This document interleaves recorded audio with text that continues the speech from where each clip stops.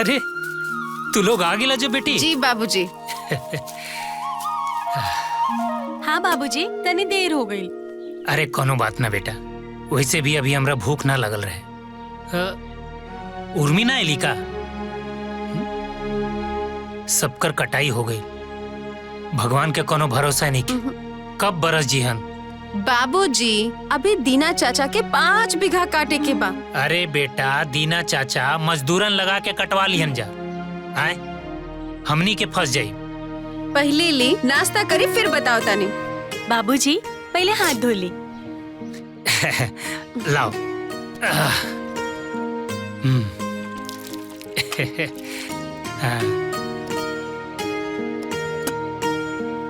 अरे हम खाना खाता नहीं जब तक तू लोग बोझा ले आवा जा, ठीक बा? ठीक है बाबूजी। चला।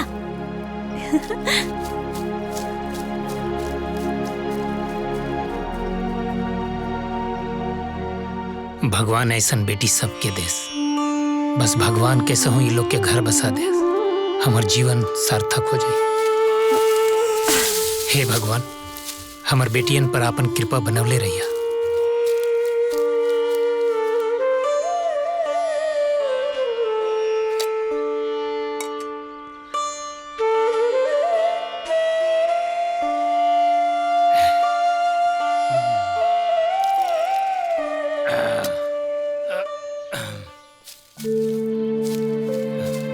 प्रिया, ऊ उर्मी काहे ना आईली?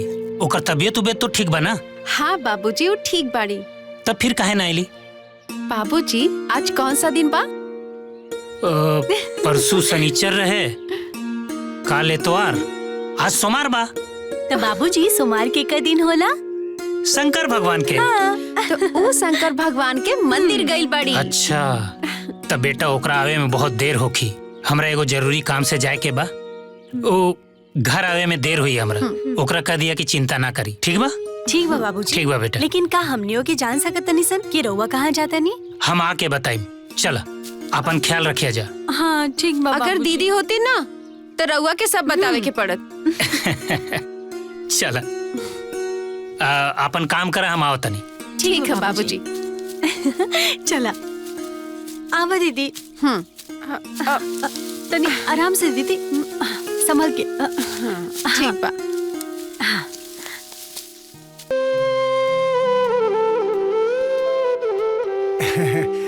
बेटी कितना सुंदर भजन गावेलू। हमार दिल कहता भगवान भोलेनाथ तुम्हारी भजन जरूर सुनत हुई हैं। सांचो में बाबा? हाँ बेटी, भगवान त भाव के भूखा होले, तुम्हारी निश्चल भाव भगवान भोलेनाथ जरूर ग्रहण करत हुई हैं।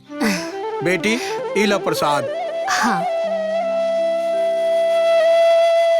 ठीक बा बाबा, हम घरे ठीक जाता बा नहीं। बिटिया, खुश रहा। भगवान भोलेनाथ तुम्हारा ऊपर अपन कृपा बनौले रहे। जय भोलेनाथ। जय भोलेनाथ।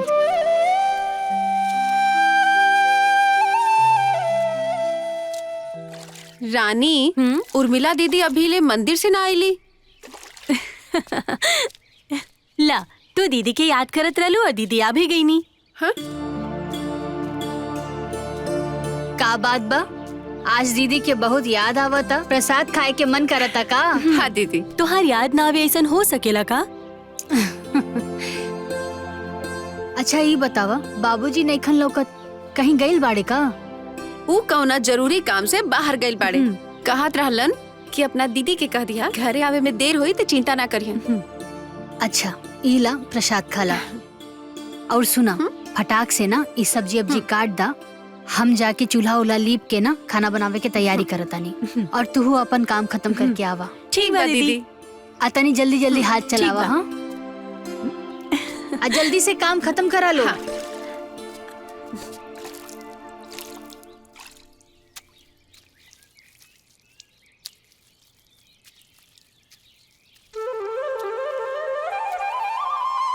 हमरा के मालूम बा कि बाबूजी कौन जरूरी काम से गइल बाड़े।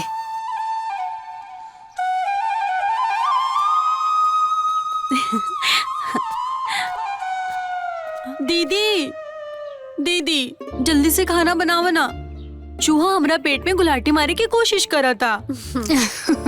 बनावतानी। ठीक बा दीदी इला सब्जी। आइला।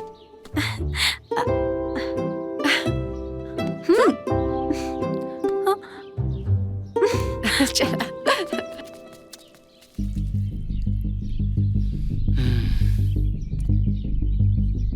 दीनदयाल एगो लइका बाकी का भोला? बाकी लइका के बाप के मांग 2 लाख रुपया नगद, एगो स्प्लेंडर, घड़ी सिकड़ी बा, और कहले सुनले पर कुछ कम बेसी हो जाई। भोला, तारा तो हमर दीन दशा पते बा। हमरा लगे खाली 1 बीघा जमीन बा, कौनो ऊपरी आमदनी नहीं। हम 2 लाख रुपया और इतना सामान कहाँ से दे सकेनी? हमरा लगे खाली एगो बेटी तो नहीं ना, 3 बेटी बड़ी सन, तीनों के लेके चले पड़ी। बाकी भोला, हम अपन बेटियन के बियाह अपने पहचान में ही करब, काहे कि हमर बेटी हमरा खातिर सोना बड़ी सन। हम अपना बेटी के भीख मांग के बियाह कर सकेनी, बाकी अपना बेटी के भीख में केहू के ना दे सकेनी ना। हम चलत नहीं। एगो लइका और हमरा नजर में बा हो।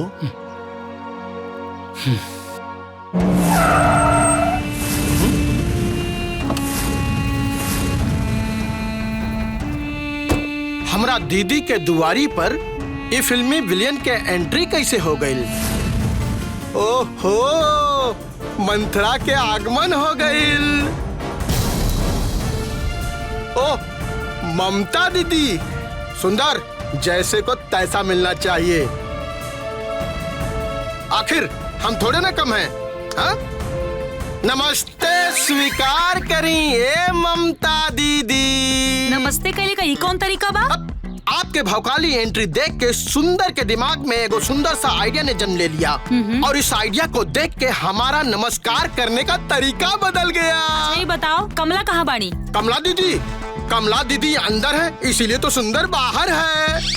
शिव नारायण निवास में आपका स्वागत है। चल। आइए, स्वागत है। आइए दीदी, आई दीदी, आई। दीदी, अरे कहाँ बाड़ू हो? जल्दी आवा। हाय देखी क्या आइल बा। अरे कमला, कैसन बाड़ू? ठीक बाड़ी। आवा बैठा। बहुत दिन बाद आइलू। हाँ। अरे बैठा। अरे सुंदर, हाँ? जा ममता खातिर थोड़ा चाय पानी के इंतजाम करा। हाँ दीदी, बस यूं गई नी, यूं लेनी। हाँ। अरे कमला, तोरे घर में नौकर चाकर नहीं खे का? काहे नहीं खे? बा नौकर। दरअसल का बात बाना, उनकर बिटिया के ब्याह लग गई, तो एक दिन पहले ही छुट्टी लेके अपना गाँव में चल गई। वो सब छोड़ा, तू बतावा, बेटा के ब्याह तो कर देलू, का मिलल है बता। अरे जब तू ब्याह में अइबे ना कैलू तो का पूछताड़ू? दीदी,